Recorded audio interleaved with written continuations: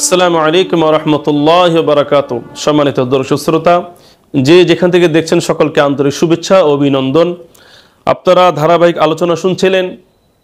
গত দুটি পর্বের মধ্যে আলোচনা করা হয়েছে যে সমস্ত আমলে কবর আযাব দূর হয়, সে আমল সময়ের মধ্য থেকে দুটি আলোচনা অতীত হয়েছে, বলা হয়েছে।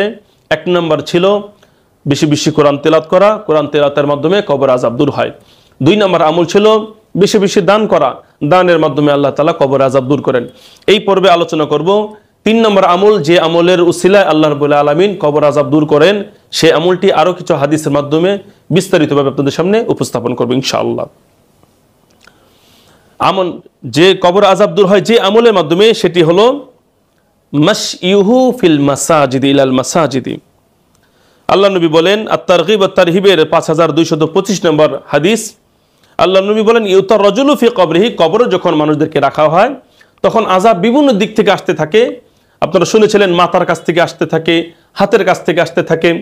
মাথার কাছ থেকে যখন আসে তখন কোরআনের তিলাওয়াত সেটাকে প্রতিহত করে। হাতের কাছ থেকে যখন আসতে থাকে তখন হাতের মাধ্যমে করা দান, সে দানের উসিলায় হাতের হাত থেকে আযাব দূরীভূত হয়। ঠিক এরকমভাবে পায়ের দিক থেকেও আযাব আসতে থাকে, আর সেই পায়ের দিক থেকে যখন আযাব আসতে থাকে আর সেই আযাবকে প্রতিহত করে কোন আমলটা? মাশইউহু দাফাআহু মাশইউহু ইলাল মাসাজিদি, সেটা হলো মসজিদে গমন, মসজিদে যাওয়া, মসজিদে আসা যাওয়া করা, ইবাদত করার জন্য। তাহলে এই হাদিসটার মাধ্যমে জানতে পারলাম, যারা মসজিদে বেশি বেশি যাবে, নামাজের জন্য হোক, বিভিন্ন ইবাদতের জন্য হোক, তাফসীর শোনার জন্য হোক, হাদিসের দর্শ শোনার জন্য হোক, অথবা বিভিন্ন কিতাব, বিভিন্ন মাসলা মাসাইল শিক্ষা করা বা শিক্ষা দেওয়ার জন্য হোক, যে কোনো উদ্দেশ্যেই মসজিদকে ভালোবেসে, মসজিদকে শ্রদ্ধা করে, সম্মান করে যারা মসজিদে বেশি বেশি যাবে, অর্থাৎ মসজিদের দিকে নিজের কদমটাকে যে ফেলবে, নিজে হেঁটে হেঁটে যাবে, এই হেঁটে যাওয়াটাই কাল কিয়ামতের ময়দানে যখন আল্লাহ রাব্বুল আলামিন তাকে কবর প্রথমে রাখবেন, সে কবর আযাব দূর করবেন, হাসরের মাঠের আযাব আল্লাহ তাআলা দূর করবেন। আরও অনেক ফজিলত রয়েছে মসজিদে যাওয়ার ফজিলত, সে বিষয়ে আলোচনা করব ধারাবাহিকভাবে। বন্ধুরা আমার, আপনার হাদিসের মাধ্যমে জেনেছেন যে মসজিদে পায়ে হেঁটে গেলে ইবাদতের জন্য, এই হেঁটে যাওয়াটা, মসজিদের দিকে কদম ফেলাটা তাকে কবর আযাব থেকে মুক্তি দেবে। ঠিক এরকমভাবে মসজিদে যাওয়ার আরও কিছু ফজিলত আছে। যেমন কোনো ব্যক্তি যদি পবিত্র অবস্থায়, অর্থাৎ উজু করে পাক পবিত্র হয়ে কেউ যদি মসজিদের মধ্যে ইবাদতের উদ্দেশ্যে রওনা করে, তাহলে আল্লাহ নবী বলছেন তাকে এহরাম পরিধানকারী হাজী সাহেবের যে সওয়াব হয় সেই পরিমাণ সওয়াব আল্লাহ রাব্বুল আলামিন তাকে দান করে দেবেন। সুবহানাল্লাহ। অর্থাৎ একজন ব্যক্তি এহরাম বেঁধে হজ করলে যে নেকি হয়, একজন সাধারণ মুসল্লি সে যদি ইবাদতের উদ্দেশ্যে মসজিদের দিকে যায় উজু করে, তাহলে আল্লাহ রাব্বুল আলামিন তাকে এই পরিমাণ সওয়াব তাকে দান করে দেবেন। সুবহানাল্লাহ। অল্প আমলে কত বেশি নেকি।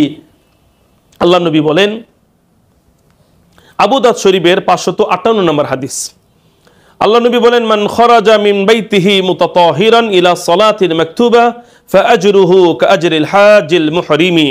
হাদিসটির অর্থ হলো, মান খরাজা মিন বাইতিহি মুতাতাহিরান, যে ব্যক্তি নিজের বাসা থেকে, অফিস থেকে বা যেখানে কর্মব্যস্ততা আছে সেখান থেকে যদি উজু অবস্থায় উজু করে যদি মসজিদের উদ্দেশ্যে বের হয়, ইলা সালাতিন মাকতুবাতিন, নামাজ, ফরজ নামাজ আদায় করার জন্য যে ব্যক্তি উজু করে বাসা থেকে বের হলো, ফাআজরুহু, তার প্রতিদান কি? তার প্রতিদান হলো ফাআজরুহু কাআজরিল হাজিল মুহরিমি, তার প্রতিদান, তার নেকি, তার প্রাপ্য, তার পুরস্কার হলো ওই হাজী সাহেবের মতন যে হাজী সাহেব এহরাম বেঁধে হজ করেছেন, এহরাম পরিধান করে যিনি হজ করেছেন, তাকে যে পরিমাণ নেকি দেওয়া হবে, ঠিক নামাজের উদ্দেশ্যে মসজিদের গমনকারী ব্যক্তিকেও সেই পরিমাণ নেকি আল্লাহ তাআলা দান করবেন। সুবহানাল্লাহ, কত সুন্দর কথা। মসজিদে যাওয়ার আরো কিছু ফজিলত, সেটি হলো মুসলিম শরীফের 666 নম্বর হাদিস। এই হাদিসের মাধ্যমে নবীজি কি বলছেন? নবীজি বলেন, মান তাতাহারা ফি বাইতিহি সুম্মা মাশা ইলা বাইতিন মিন বুয়ুতিল্লাহ ফালিয়াকদি ফরিদাতান মিন ফারাইদিল্লাহ কানাত খুতাওয়াহু ইহদাহুমা তাহুত্তু খতিআতান ওয়াল উখরা তারফাউ দারাজা। হাদিসটির অর্থ হলো, যে ব্যক্তি পাক পবিত্র অবস্থায় বাসা থেকে বের হবে, সুম্মা মাশা ইলা বাইতি মিন বুয়ুতিল্লাহ, এরপর কোনো একটা মসজিদে সে হাঁটা শুরু করবে, কেন? লিয়াকদিয়া ফারিদাতান মিন ফারাইদিল্লাহ, আল্লাহর যে কোন একটা ফরজ অর্থাৎ 5 ওয়াক্ত নামাজের মধ্য থেকে যে কোন একটি নামাজ আদায় করার জন্য যে ব্যক্তি ওযু করে বাসা থেকে বের হবে তার কি প্রতিদান, তার কি নেকি? আল্লাহর নবী বলেন কানাত খাতাওয়াহু ইহদাহুমা তাহুত্তু খাতিয়াতান ওয়াল উখরা দারাজা তারফাউ দারাজা, তার প্রতিটি কদমে একটি করে গুনাহ মাফ হবে, আরেকটি কদমে একটি দরজা বুলন্দ হবে। সুবহানাল্লাহ। অর্থাৎ কোনো ব্যক্তি যদি মসজিদে পায়ে হেঁটে হেঁটে যায় ইবাদতের উদ্দেশ্যে নামাজ পালন করার জন্য, তখন তার প্রতিটি কদমে একটি করে গুনাহ মাফ হবে, আরেকটি কদমে আল্লাহ রাব্বুল আলামিন তার মর্যাদা, তার সম্মান, তার কি বলে তার ভালোবাসাটা আল্লাহ তাআলার কাছে আরো বেশি নিকটবর্তী হয়ে যাবে। এই জন্য বন্ধুরা আমার, আমরা যদি চাই আমাদের প্রতি কদমে গুনাহ মাফ হোক, আমরা যদি চাই আমাদের নৈকট্য আল্লাহ তাআলার কাছে আরো বেশি হোক, আমাদের সম্মানটা আল্লাহ তাআলার কাছে আরো বেশি নিকটবর্তী হোক, এটা যদি চাই তাহলে আমাদের বেশি বেশি মসজিদে যাওয়া উচিত, নামাজের জন্য, তাফসীর শোনার জন্য, হাদিস শোনার জন্য, বিভিন্ন তালিমের জন্য, যে কোনো ভালো উদ্দেশ্যে মসজিদে যাওয়া। এরকমভাবে মসজিদের সাথে যারা সম্পর্ক রাখবে, আপনাদেরকে আরো 2টা হাদিস বলি, যারা মসজিদের সাথে সম্পর্ক রাখবে তাদের ফজিলতের কথা তো আপনারা শুনেছেন, তাদেরকে কবর আযাব থেকে নাজাত দান করবেন, তাদের গুনাহ মাফ করবেন, এরকমভাবে তাদেরকে একজন হাজী সাহেবের যে সব সেই পরিমাণ সব দান করবেন।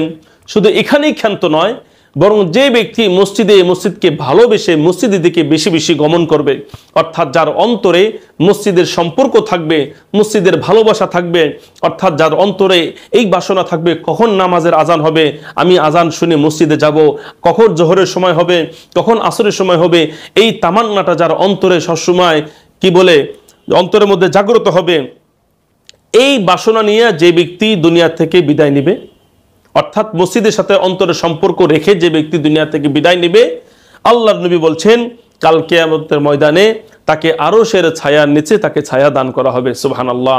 আল্লাহর নবী বলেন রাজুলুন কলবুহু মুআল্লাকুম বিল মাসাজিদ সাবআতুন ইউযিল্লুহুমুল্লাহু ফি যিল্লিহি লা যিল্লা ইল্লা যিল্লুহু, যে আল্লাহ রাব্বুল আলামিন কাল কিয়ামতের ময়দানে 7 শ্রেণীর মানুষদেরকে আল্লাহ রাব্বুল আলামিন তার আরশের নিচে ছায়া দান করবেন।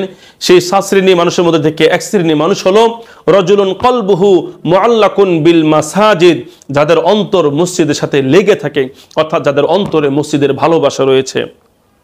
এরকম বন্ধুরা আমার, কোনো ব্যক্তি যদি জামাতের সাথে মসজিদের মধ্যে গিয়ে যদি জামাতের সাথে কেউ কোনো ফরজ নামাজ আদায় করে, এরপর আল্লাহ রাব্বুল আলামিন তাকে একটা কবুল হজের সওয়াব দান করবেন। আর কোনো ব্যক্তি যদি মসজিদে গিয়ে নফল নামাজ আদায় করে তাহলে আল্লাহ রাব্বুল আলামিন তাকে একটি কবুল উমরা করার সওয়াব দান করবেন।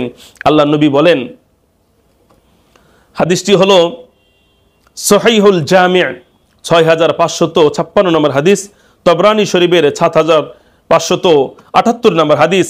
এই হাদিসের মধ্যে আল্লাহর নবী বলেন মান মাশা ইলা সালাতিন মাকতুবা ফিল জামাআতি ফাহিয়া কাহাজ্জা, যে ব্যক্তি মসজিদে গমন করে ফরজ নামাজ আদায় করার জন্য জামাতের সাথে, ফাহিয়া কাহাজ্জা, আল্লাহ তাকে একটি কবুল হজের সওয়াব দান করবেন। অমাম মাশা ইলা সালাতিন তাতাওয়ুইন ফাহিয়া কাউমরাতিন তাম্মা, আর যে ব্যক্তি একটি নফল ইবাদত করার উদ্দেশ্যে মসজিদে গমন করবে এবং নফল নামাজ আদায় করবে, ফাহিয়া উমরাতিন তাম্মা, আল্লাহ রাব্বুল আলামিন তাকে একটি উমরা করার সওয়াব আল্লাহ তাআলা দান করে দিবেন। এই জন্য বন্ধুরা আমার, আমাদের বেশি বেশি মসজিদে যাওয়া উচিত, নামাজের উদ্দেশ্যে, দ্বীনি কথা শ্রবণ করার উদ্দেশ্যে, অথবা সেখানে গিয়ে যদি আমরা জিকির আজকারও করি, এরপর আল্লাহ রাব্বুল আলামিন আমাদেরকে সওয়াব দান করবেন। এই জন্য যারা মসজিদে যায় তারা আল্লাহ তাআলার মেহমান হয়ে যায়, তারা আল্লাহর মেহমান হয়ে যায়। আল মুআজামুল আওসাতের 4087 নম্বর হাদিস, এই হাদিসের মাধ্যমে আল্লাহ নবী বলেন যে ব্যক্তি মসজিদে আসে উজু করে, সুন্দর করে উজু করে যে ব্যক্তি মসজিদে আসলো সে আল্লাহ তাআলার মেহমান হয়ে গেল। আর মেহমান যখন হয়ে যায় আল্লাহ তাআলা মেজবান হয়ে যান। মেজবানের যেরকম উচিত মেহমানকে কদর করা, ঠিক তেমনিভাবে কোনো ব্যক্তি যদি উজু করে মসজিদে আসে তাহলে সে মেহমান হয়ে যায়, আর আল্লাহ রাব্বুল আলামিন মেজবান হয়ে সেই মেহমানদারির জন্য আল্লাহ রাব্বুল আলামিন মেহমানের কদর করেন।